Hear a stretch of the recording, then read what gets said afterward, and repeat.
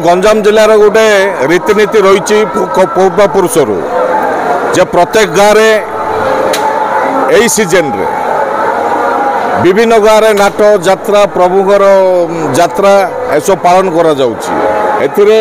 प्रतापपुर ग्राम ग्रामवासी माने आमर जात्रा कमिटी माने निमंत्रण करथिले तांग निमंत्रण को आधार करी मु आज प्रभुंगर आशीर्वाद नेली एवं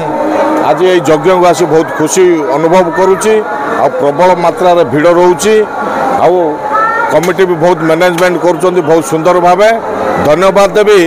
जे आम जिलार जो परंपरा इतिहास रही आसी ताकू पालन करा जाउची जिला सारा प्रत्येक गाँव आपण मान देखुथिबे एही सीजन रे एही समय रे ही सबु जगह नाट जात्रा चली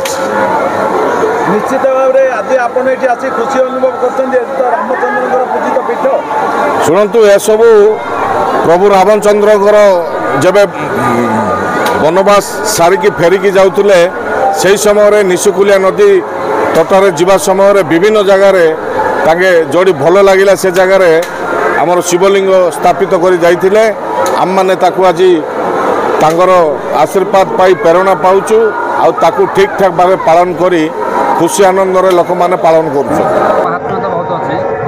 रामचंद्र द्वारा प्रतिष्ठित परमेश्वर बहुत महात्मा से अनुभव करते प्रति मुहूर्त आम उपलब्ध करूँ तो से सीमांचल बाहिनी न्यष्टि और समष्टि समारोह यज्ञ हुए यज्ञर अर्थ है जहाँ करने द्वारा